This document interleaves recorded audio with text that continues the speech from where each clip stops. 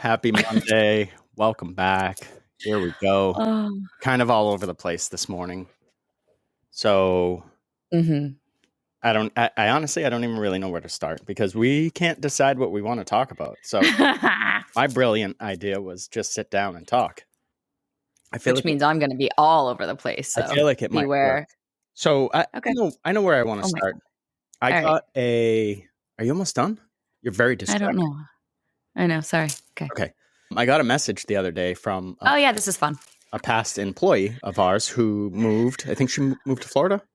She did. So Wah. yeah, kind of sad, but so she sent me an Instagram post, and the post was, "Here's why I left my commission salon, and I'll never go back," or whatever.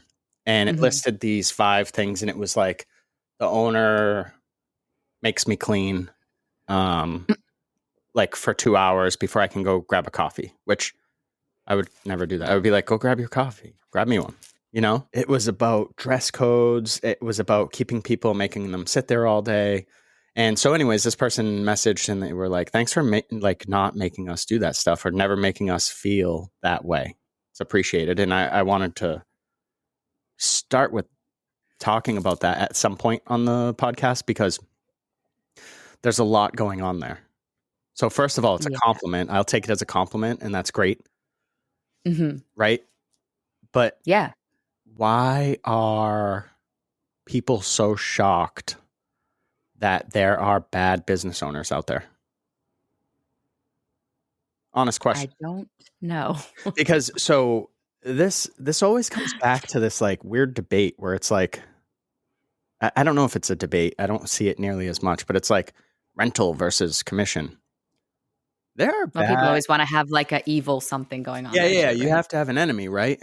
But there are, I would argue, just as many bad Oh yeah, rental salons rental versus salons out there. absolutely. Just like I don't know them personally.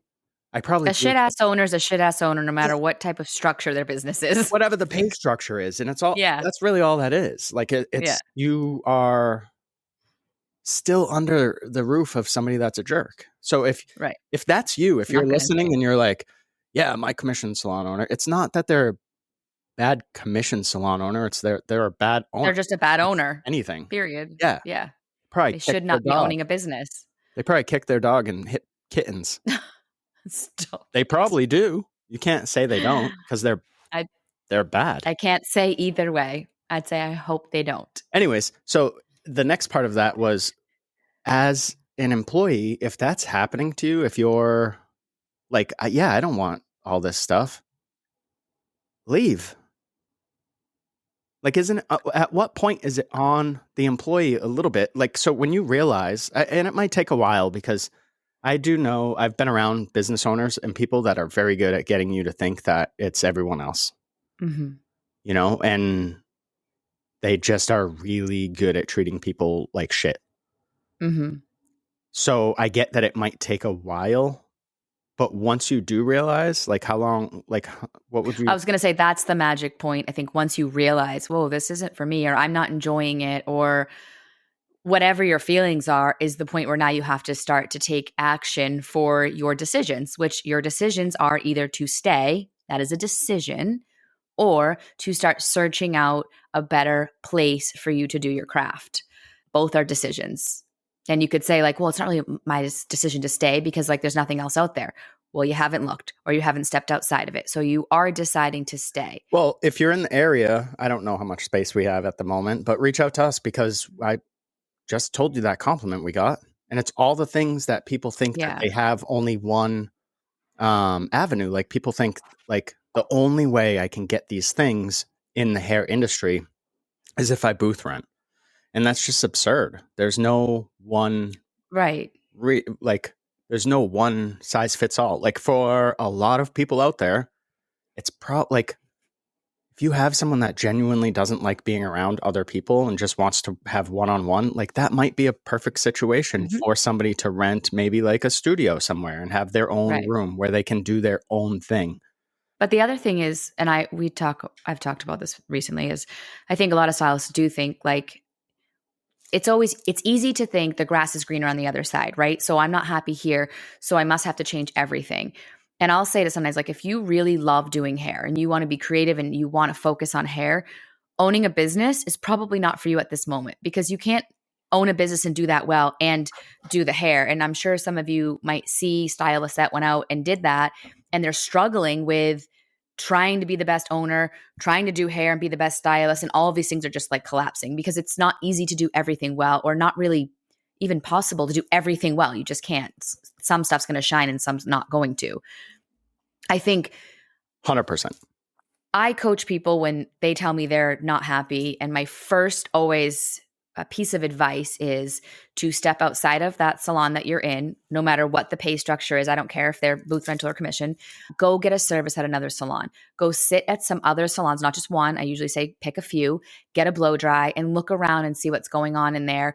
And it will open your eyes to things maybe you didn't realize that you really want, things that you don't like, whether that's in your current salon or in the future, but it will help you kind of make a really accurate list of your needs and wants for your career and what that looks like.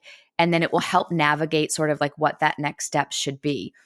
And every time somebody does that, I feel pretty much blown away at how they feel when they've stepped outside of their salon, how they've felt in those other salons, and then now how they're looking at their current situation, and they're able to really dial in kind of a better overall global picture of what they want, what's more like not making them happy. And now they're able to make some serious decisions of like where maybe even they want to go.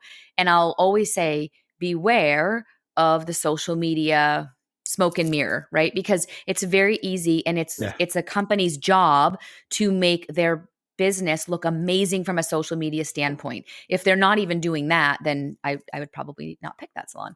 But that is their first job. So then it's really your job to, when you go into that business, to get past the smoke and mirrors and really look around and see what's going on in there, and not worry about the social media aspect that maybe drove you into that business. Yeah, I was going to interrupt you rudely there, because I guarantee you there are a bunch of people out there that don't care about social media. So if you find a place that's not really caring about social media, then that might be a good fit for you, actually. Yeah, depending on what you want. It's exactly. what you want. Yeah. And I don't think everyone always thinks of all of like the whole picture of like, yeah, if you're not into social media, then maybe you do want a salon that's not going to say like, hey, you need to post more to help drive business. Like that might be something that goes on your list that you didn't think about. Right. And you don't have to be, we were talking about this morning, but you don't have to be into social media the same way everyone else is into social media. Correct. You can be an individual, and it's really, and you should be. It's really difficult. I feel this is what I was sort of reorganizing in my brain here, but everything is so fucking connected that it's very difficult to I think for people, feel like you can take a risk, feel like you can really go off, because everyone's so into like the trends and what's the salon down the street doing, and oh, we should do that, and I need to post more. And why? Do you really need to post more? It's a personal thing. Like if you're posting just to post on social media and not using it to sort of gain business or whatever, it doesn't matter when you fucking post whenever you want, or never post. I have one account where I only post stories. My Many Aprons account, all I post is stories in there. I don't post posts. Why? Because I found myself just sort of like mimicking stuff, and I was like, why am I? This isn't not Todd. This is not who I am. So why am I doing this? And it's because you're seeing it 1.5 million times a day. Right. So it just gets ingrained. It gets in your head, and you're like, yeah. Oh, I'm a barber. I'm supposed to post pictures of fades. Oh, I'm a barber. I'm supposed to post tutorials. Like, no, there's enough of that shit out there, and there's enough people out there doing it really, really well that I can just go watch them if I need it. Like, I don't want to play that game.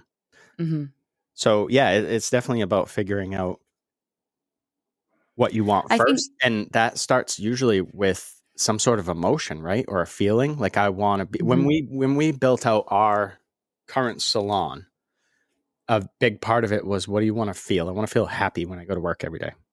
I want to feel therefore inspired. Yellow. I want to feel yellow. I want to feel creative. I want to feel whatever. And so we built a space around what we wanted to feel.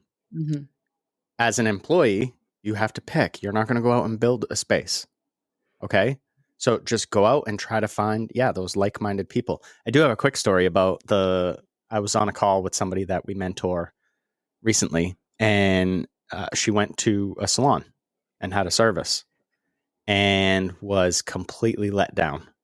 And she learned a lot from I don't want to give like super specifics, but Right. I don't remember everything off the top of my head, but she was basically like the whole like staff was like carbon copies of each other. Mm. Like they all wore the same boots, the same outfit, the same hat. They all had the same blonde extensions. And she was like, I felt like I didn't fit in. And I felt like people were like watching me because Mm-hmm. I was the one different thing in the salon. And she was like, I never, like, it's like that. Whatever she had said, again, I'm trying not to give details because I don't want to mess up what somebody said in a conversation. But whatever she said was, it went back to that, like, almost like thinking like less of them subconsciously, or I was noticing it was starting to come out, and I love to keep things positive. So I was like, hold on. I'm like, there obviously is a market for that type of client. Right. There is a client that wants the blonde with the extensions and the big silly hat. There are tons of clients that want that. Mm-hmm. That's why I don't get into like, how do you grow in a saturated market? The market is not saturated. Okay. Yeah. It's about, here's the secret. It's about finding, like, just like you find the fit of your Mm-hmm. salon, it's about finding the fit of your clients. You think there aren't Yeah. clients out there that you would vibe with? Look for them. Don't worry about what the business down the street has going on for clients. They Well, might and if not you're even do putting the out same hair individual or that you want to do. You know what I mean? Like, if right, there might be a salon that just does extensions, and you're like, I don't even do extensions. Then don't worry about the clients they have. right. It's really, really It's simple. it's about really, I think, finding what you can do differently, right? What you can put out Yeah. that will set you apart. I think that's a big deal. I think also the staff that is feeling stuck in a salon, whether again, I don't commission or rental, a lot of times I think there's this fear of that, well, what if the grass isn't greener on the other side? What if I make this choice and I'm not happier or I'm not as happy as I thought I was going to be? And So this happens.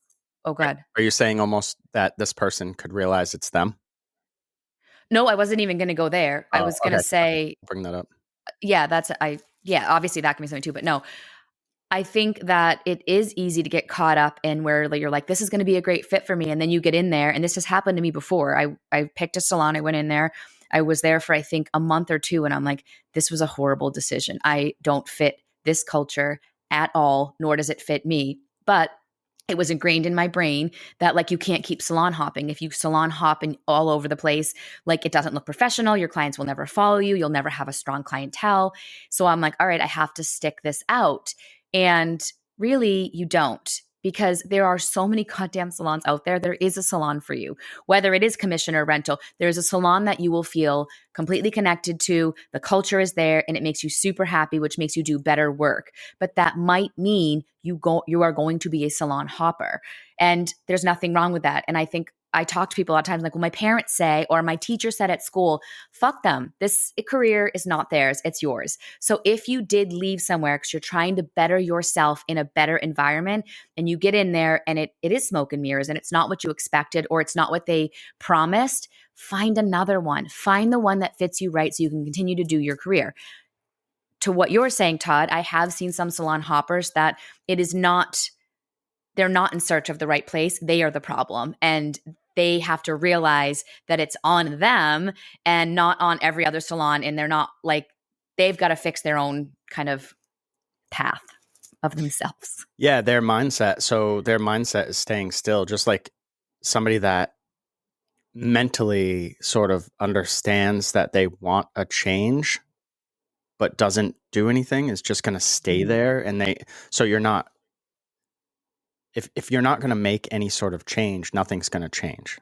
Right. Just changing your environment isn't going to be enough. Right. Right. Yeah. So, well, for some people it is what I'm saying. For the other Okay. people, it's more of a mental thing that they have to overcome. It's not, that's where your environment, you change your environment Right. and it's You're the same this. person in just a different space, but you're still the You same got different person. people Yeah. around you, but you're Yeah. the same. So yeah, so I don't. Yeah, until somebody realizes that, that's a tough one because Mhm. that's an ego hit too, to have to be like, it's me, Yeah. you know? But if you can't, like, trying to think of an example, like, say here's a simple one. Every salon you go to, I've been to 10 different salons in the past, like, 3 years, or that would be a lot. But Mhm. anyways, just can never find people that I can get along with. Yeah, that's you. Yeah, that's a you problem. Yeah. That's you.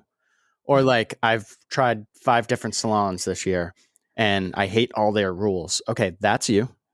Yeah. Every business is going to have rules. I don't And care what your let's say, structure like, is. even if you go and work for yourself, you still have to have rules. Like, what are you like? What are you doing every single day? There's some sort of set of rules there, whether you're aware of them or not. But there are rules. Like, if you don't sweep up your station, and just because you're working for yourself, no one else is going to. You're not gonna. You're, I guess, gonna never have a swept station. Like, there would be a rule there that, like, you're sweep up after every client because that's how that goes. Like, yeah, Yeah, that. yeah, simple stuff, but there's still rules. That's why I chuckle at, like, when people are like, dress code is very relaxed, right? Mhm. You have to wear clothes, and you yeah, you should look professional, but we leave that sort of up to the individual because Mhm. we try to hire people that can think for themselves, Right. you know? And So we're totally fine having a conversation if somebody yeah, isn't dressed where we want. Like, it's not like we have to address the whole staff. Like, everyone needs to do this. To that one person, like, hey, let's talk about what's going on here. And then they're like, oh yeah, I wasn't even thinking. Like, that's just how that goes. But that's good leadership, right? You can approach the problem to the source, not make it this like generic statement where no one knows who you're talking to. yeah, And yeah, that's why yeah. we're able to have kind of a set of rules and allow each person to manage themselves, because it's fine if there's an individual situation, we go to the person. Yeah, I remember a few years ago we had people that were dressing like a little too down. It looked like literally they rolled in off They the were going to the beach. beach. Yeah, Yeah. So we just like addressed flip that. flops and like Yeah. I'm like, you can't be here like that. Yeah. Sorry. I guess that's where we draw the line, you know. Yeah. But I think, now I'm not saying, again, I want people to understand this. I'm not saying that what they were wearing is bad. It was just for our business and our brand, what we want to put yeah. out there. Yeah, There and our are clientele that we're yeah, yeah, yeah. working so hard to market and bring into our under Hello, we know that they're expecting certain things, which comes from experience to professionalism to the look of everything. So we have to make sure we're always putting that first, right? Delivering. Yeah, we have to deliver as Yeah, owners. And again, I'm not, what I was going to say there is, I'm not knocking. Like, if you have a salon and that's your vibe, that's awesome. yeah, go Dude, nuts. It's just I'm a casual person. You know, if I could wear sweatpants and a hoodie to the salon, if that was comfortable, that's what I would try to pull off. yeah. Like, I might wear maybe this tracksuit and I was start going to doing say hair in my tracksuit. maybe I'll get a tracksuit. But Yeah, I'm bringing back tracksuit in case no one noticed. This is my jam. what else do we want to touch on? Do you want to talk about some mindset stuff? So, in one second, because I do want to go back We don't to have to. We can talk about this still. another person that we recently have sort of been working with. We had encouraged her, again, looking just to be in a happier salon space of getting out, and it was really amazing the feedback she got. She went and got a blow dry at another salon, and she was like, I didn't realize that I felt so uncomfortable in my current salon that when I went to get this blow dry at a brand new, like, she's like, I've never been into the salon. I don't know anybody. And I felt more comfortable going in as a client to that salon than I do working in my salon. Wow. And she didn't realize I don't feel, or had the verbiage in her head of like how uncomfortable she felt in her salon space until she took the advice, went out and got a service, and that opened her mind to like, wow, this is crazy. And I really do need to find a new space where I feel comfortable. So there's so many things that can come out of just like getting out of your routine and trying something to really pinpoint maybe where you're not happy. You're not going to have all the answers. You can get on a call with us and we can help guide you. But at the end of the day, it's the We're work not going to you have all need. the answers either, just so No, everyone knows. it's the work you do that will unravel a lot of what's probably going on and point you in the right direction. Yeah, for sure. And all we do really when we work with these people is just sort of listen to them, to be honest, Yep, and listen, give some provide them ideas, with and yeah. some I guess suggestions, but it's up to the person to Yeah. do it. As Like the right. person I was just talking about, you had recommended a while back that they go to a salon. They finally did it. They were ready. Now Yeah. we can recommend it over and over again. It's like when Mhm. I work with somebody, the foundational stuff, I just drill it and they're like, I'm stuck. This stuck on my mission statement. I'm like, put it away, work on your vision. I'm stuck on that. What's the difference again? You know what I mean? And it's like Yeah. when you're ready, you'll make it happen and Yes. it'll be amazing. And then you'll change it a million times and that's okay too. But until I you're ready, it's yeah. not gonna really, it doesn't really matter because you haven't decided to actually do anything. Like the I think act that's of where writing the words on the page that's not it. It's right. believing what you're writing. It's believing Right. what you're putting down there and it's And making sometimes it the choice to live that way. So say you're writing your core values for your small business. Unless you truly believe those and you truly live that way, like unless you truly are operating your business with integrity, don't write integrity as like a core value. You know what I mean? Like it doesn't Mhm. make sense. If you are like we're huge on education, have you need to have an education plan or else you're not Mhm. like you're not living by your own sort of rules that you set. Mhm. Where were you what were you saying? I feel like Oh, you're just going to say I something. think if you're trying to force something, that's where, like, the magic will not happen. You kind of need to, like you said, step back, organically sort of let it come your Ready. way, and really just, I don't know, the more you can, like, just be, like, led with, like, where you're going rather than try to force it. Like, education's huge for us. You could be like, "Wow, I really love Hello There, like, doing amazing stuff. I want education to be really important to me." But if it's not really important to you, then you'd be forcing it by saying it is and then trying to make something happen that's just uncomfortable for you or where you're not at today. It doesn't mean it can't be a future thing for where you're trying to go, but you have to, this is again having an honest, like, really revelation about who you are. If that's not in your core currently, then you can work on that, but currently it's not there. So it will feel forced and then it just won't really feel genuine. I'm going to do a little pro tip right now. Pro tip. We need a pro tip bell. You know how like Okay. radio shows will have a breaking news Yeah. like thing? We need that. I'm going to Well, find that one. would be on you to do. I don't know. I just show up in my tracksuit. So, pro tip, owners Ding out ding. there, small business owners, this is not for employees, but listen up also. It's really easy to see through that stuff. Mhm. So if you're like, we're big on whatever, I always say integrity. We're big on integrity, but then you're not treating everyone the same. You're not Mhm. acting fairly with everyone. You're not big on integrity, and Right. everybody knows it. So you can keep lying Yeah. to yourself, but you're the only person that you're lying to. Right. So while I disagree with treating people differently, that's on you. What I would Yeah. say is don't go around saying that you do if you don't. That's the part that Love gets it. you into trouble. So Yeah. that's my little ding ding. I don't know. We got to get I a. like it. Yeah, something fun. I don't have anything on here. That would be. I just have like laugh tracks and stuff. Anyways, let's talk. Let's touch on real quick a little bit of mindset because I think it works Okay. in. And mindset is up to the person. You can have help with this, but it's really on you at the end of the day to make that decision to make a change. So I was Yes. recently I agree. listening to a podcast with a woman that wrote a book on like mental health and therapy and all these things. And a lot of her point was like ruminating on things. So people like time off turned well like it was probably vacation time turned into time off, turned into like personal time off, turned into like mental health days, right? It's all the same thing. It's all taking a break from your daily routine that you can't handle or that a break would be good from or whatever. Mhm. But I view it as all the same. Time off is time off. So she was saying that what do you like when you take that time, what are you doing with that time? Because if you sit and you just ruminate on the same thing, you're not making any changes. So if you are like, Right. if you are, and again, we had this talk earlier too. Like, I'm not talking about if you've been diagnosed like with the clinical depression, with depression or anxiety disorder, you know? I'm not talking about that. That's a different thing. I'm talking about a culture of like just bummed out people. Everyone Mhm. just seems bummed out. Now, where Right. that comes from, there are people way above my pay grade that you can go listen to their podcast.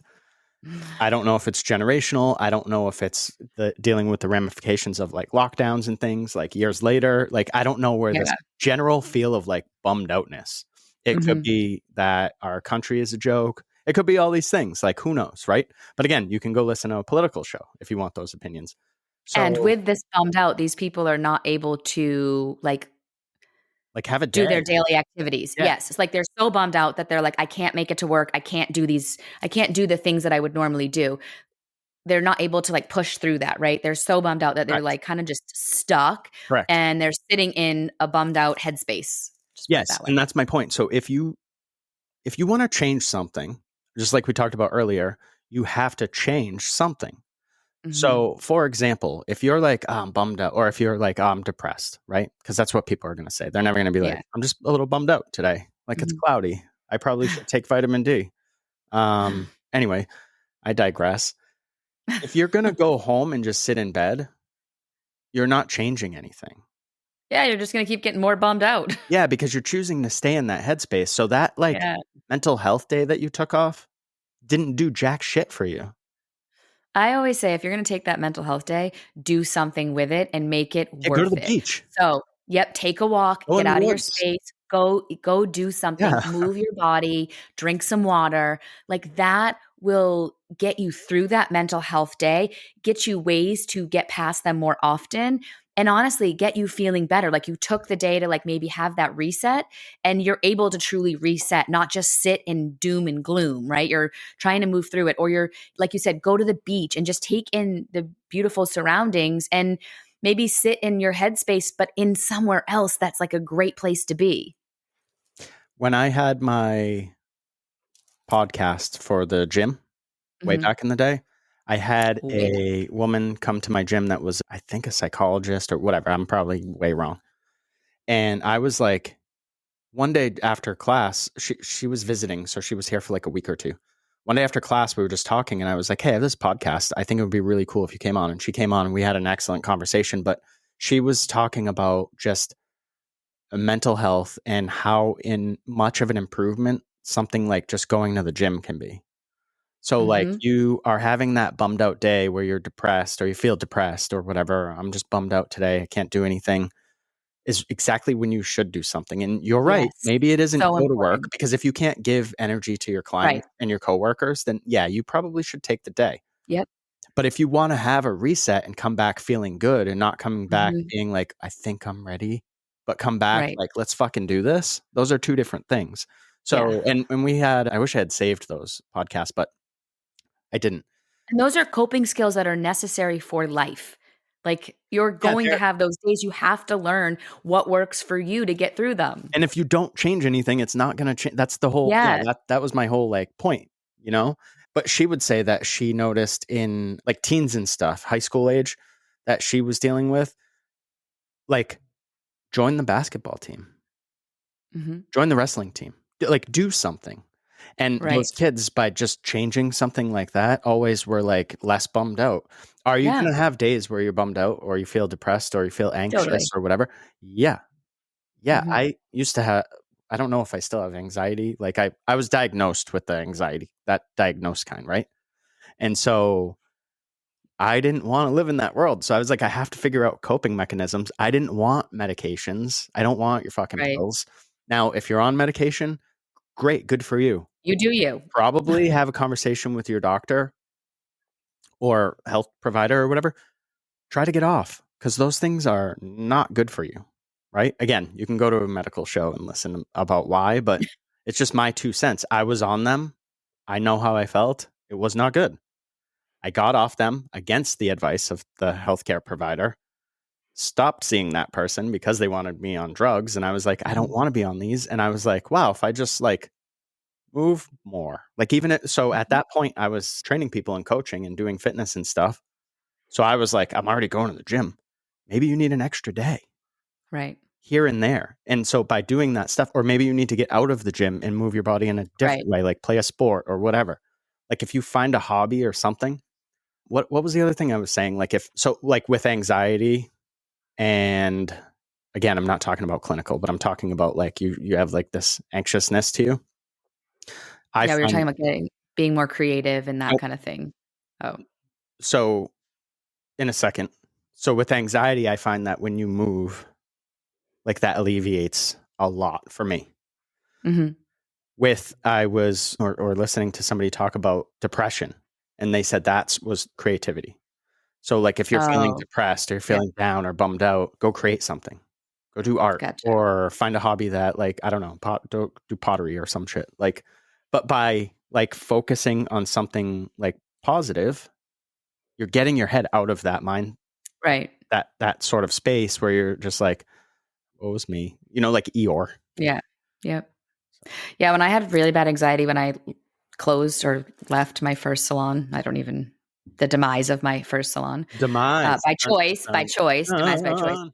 I was a hot mess, and I didn't even my awareness of that wasn't even really where it needed to be. But anyway, what I found worked for me by my children is they would be coloring, and I would just color with them, and I was amazed at just coloring in a coloring book, my brain, everything just like, and I was like, okay, this is working. I don't know why.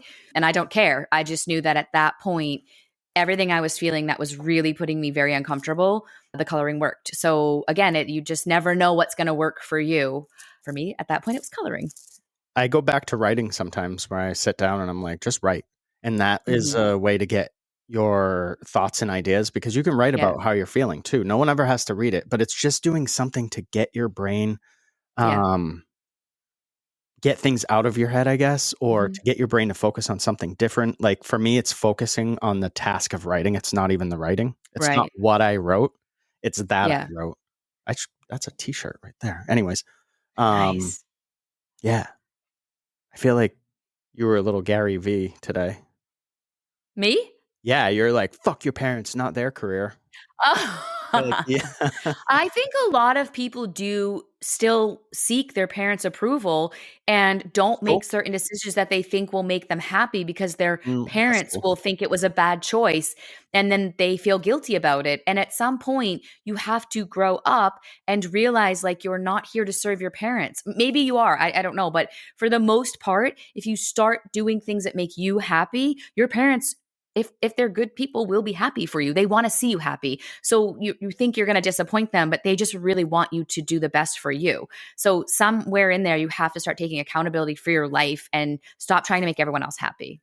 Yeah, dude, the more That's what I meant. yeah, the happier you can make yourself, then the more you have to give Yeah. others. Like, the more like, you ever meet those people and they have, like, too much joy?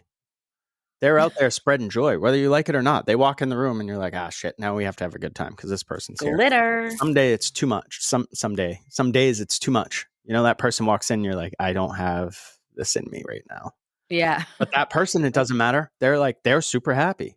Yep. So they're like, I'm gonna spread my joy all over Like the place. Poppy from Trolls. Yeah, that's you probably 99% of the time in the Yeah, no, salon. it is. You're like, It's hey, probably wicked everybody. annoying. No, it's contagious. That's Oh, my point. It's like, because you've found ways to deal with your own stuff yeah. and it gives you like the energy, like your cup is full. So now you can pour from that. Mhm. You know, it's like the stupid airplane example that I use all the time. The reason they Oh, tell you yeah. to put your mask on Put first your is mask on. because if your ass That was me passes putting the out, mask you on. can't help anybody else. Right. So true. Anyway, anything else? No, I think that's I think that's grand. enough. I think So you should all wear a tracksuit and tag me. yeah, I think you should all wear a blue hat and trim your beard way short and tag Tracksuits are me. cool. All right. Thanks everyone for listening. Have a great day.